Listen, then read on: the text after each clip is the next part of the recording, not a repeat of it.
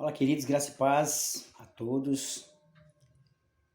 Quero deixar assim neste dia uma palavra de reflexão maravilhosa para as vossas vidas. E hoje estaremos falando sobre a oração. E no livro de Mateus, capítulo 6, de 9 a seguir, vai falar realmente sobre a oração que Jesus Cristo ensinou aos seus discípulos. Mas antes, eu gostaria que você participasse aí deste trabalho. Caso você ainda não seja inscrito, se inscreva. E não esqueça aí de deixar o seu like, ative também aí o sininho para que você não perca nenhuma novidade.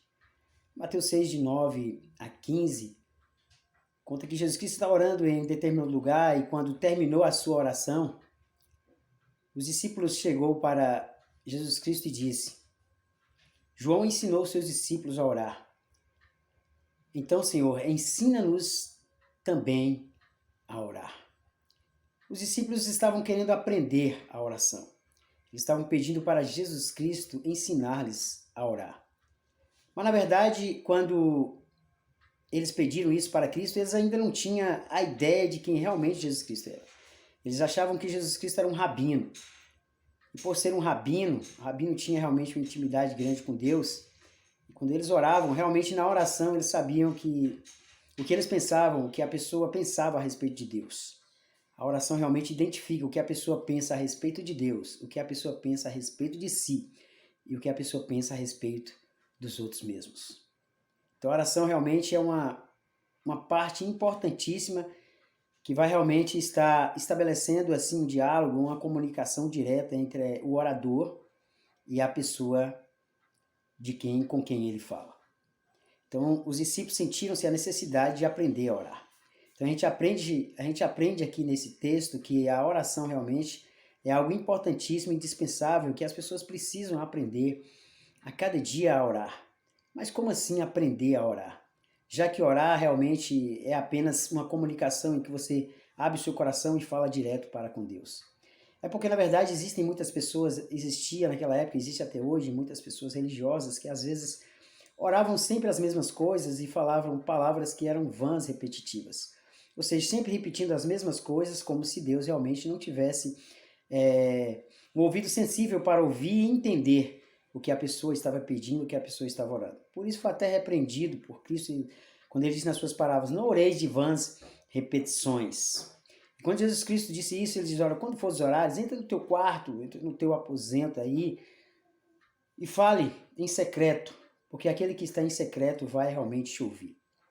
Então ele realmente estabeleceu uma ligação íntima entre a pessoa com Deus, para que ele pudesse abrir o seu coração. Mas quando se fala de quarto, será que é justamente aquele quarto secreto? Que quarto secreto seria esse? Vamos falar de um quarto secreto físico. É como se fosse aquele quartinho que ficava lá escondidinho, o quarto da bagunça, onde só você sabe o que tem ali, não quer que as pessoas saibam o que você guarda ali, entendeu? As coisas mais antigas ou algo desse sentido, fisicamente falando. Mas quando Jesus Cristo mencionou a um quarto secreto, ele estava falando diretamente de aquele quarto físico, material. Não, ele estava falando justamente quando você for orar, entre no seu quarto mais íntimo, ou seja, nas partes mais obscuras da sua vida. E ali você pode abrir o seu coração e contar realmente aquilo que você jamais gostaria de contar para alguém.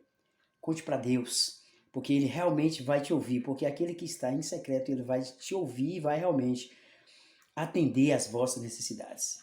Era isso que Cristo estava se referindo. Porque se fosse realmente um quarto físico, o que seria então daquelas pessoas que não têm nem casa para morar? Não tem nem um quarto para dormir. Então essas pessoas não incluiria na oração de Jesus? Então essas pessoas ficariam de fora da oração, elas não poderiam orar porque não tinham um quarto? Mas cada pessoa é a verdadeira casa celestial de Deus. E dentro de nós existe realmente aquele quartinho mais obscuro, onde tem aquelas coisas mais secretas em que você só quer contar para Deus. E era isso que ele estava dizendo. Abra o seu coração e conte tudo para ele. Aí ele começou então a ensinar os seus discípulos, dizendo assim, olha, Pai Nosso. Ele já começou chamando a Deus de Pai Nosso, exaltando realmente que Deus não é um Pai realmente egocêntrico, ele é um Pai de todos. Ele não é um Pai só meu, ele não é um Pai só seu, ele é um Pai de todos aqueles que o buscam. Então ele começou a ensinar dessa forma, Pai Nosso que estás nos céus, santificado seja o teu nome. É um Deus realmente que está não só nos céus, mas é um Deus também que nós não podemos buscar Deus apenas só nos céus. Porque Deus já não está só nos céus, Deus está dentro de cada um de nós. E quando você entende isso, você pode realmente abrir o seu coração, abrir a sua mente e contar os seus mais secretos, os seus mais segredos para Deus, porque só Ele conhece. A sua intimidade entre Ele e você deve ser realmente de uma maneira maravilhosa. Por isso você não deve ter medo de contar e abrir o seu coração, porque Ele vai estar pronto para ouvir. Vai estar pronto para entender você, que é o mais importante. Talvez se você contar um segredo para alguém, talvez a pessoa não te entenda e pode até te julgar por isso. Mas Deus, ele não julga ninguém. Deus, na verdade, ele vai entender o que você está sentindo, o que você está passando, e ele vai te ajudar a continuar vivendo. Santificado porque ele é santo, e aqueles também que vivem no seu caminho devem se tornar santos, ou seja, santificados, ou seja, é nos tornarmos livres do pecado. Não é que a pessoa se tornou realmente uma imagem de escultura e se tornou um santo, porque isso na verdade não são santos. Santos são aqueles que fazem a vontade de Deus. Que mesmo entendendo que o pecado existe, mas ele deve viver longe da prática do pecado. Não que o pecado ele não vai deixar de cometer porque ele é ser humano, mas ele vai procurar se santificar a cada dia mais. E essa santificação vem diretamente de Deus, do Pai. Venha a nós o vosso reino, ou seja, que o reino de Deus seja feita à vontade dele, não só aqui na terra, mas também nos céus. Por isso, quando você estabelece uma comunicação, uma comunhão direta com Deus, tudo que você ligar aqui na terra será também ligado no céu. Tudo que você fizer aqui na terra de bom, Deus está sabendo, Deus está vendo. O que você fizer de ruim também Deus está sabendo. E vamos trazer então o reino de Deus para a terra. Porque se trouxermos o reino de Deus para a terra, teremos uma comunhão maior, teremos um amor maior, teremos uma compreensão maior de umas pessoas para com as outras. Era isso que Cristo estava ensinando.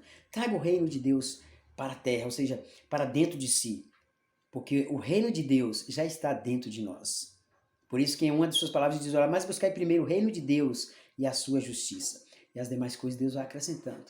Porque quando o reino de Deus já está dentro de você, dentro de cada um, você vai praticar o amor, a paz, a justiça, aquilo que você fazia de antes que era considerado totalmente errado aos olhos de Deus e aos olhos humanos, você já não vai fazer mais.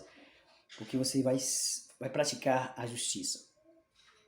Ele começou realmente a dizer, olha, pão nosso de cada dia dá-nos hoje.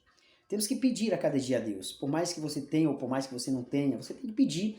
Deus sabe de todas as vossas necessidades. É por isso que ele diz, olha, não oreis de vãs repetições, basta dizer uma só vez. Talvez não é por muito falar realmente que Deus vai ouvir, não é por muito falar. Mas é o falar realmente com convicção, com clareza, com objetividade, sabendo daquilo que você quer. Porque Ele sabe do que você precisa antes mesmo que você peça. Por isso não precisa ficar repetindo várias vezes, porque Deus não é surdo. Deus realmente compreende as nossas necessidades, mas o ser humano parece que a fé é tão pequena que ele quer falar ou pedir várias e várias vezes, esquecendo de que a primeira vez que ele já orou, Deus já ouviu. Perdoa-nos as nossas ofensas, assim como o Senhor perdoa as nossas ofensas. Ou seja, Deus nos ensina a perdoar os outros como Ele nos perdoou primeiro. Se a gente realmente quer o perdão de Deus, mas não aprende a perdoar o outro, então realmente Deus não vive dentro de nós. É isso que Cristo está ensinando. Nós precisamos aprender mais e mais uns com os outros, e assim possamos viver a vida de Cristo. Essa é a palavra de hoje, que você possa continuar vivendo uma vida de bênção e de paz. No nome de Jesus. Deus abençoe.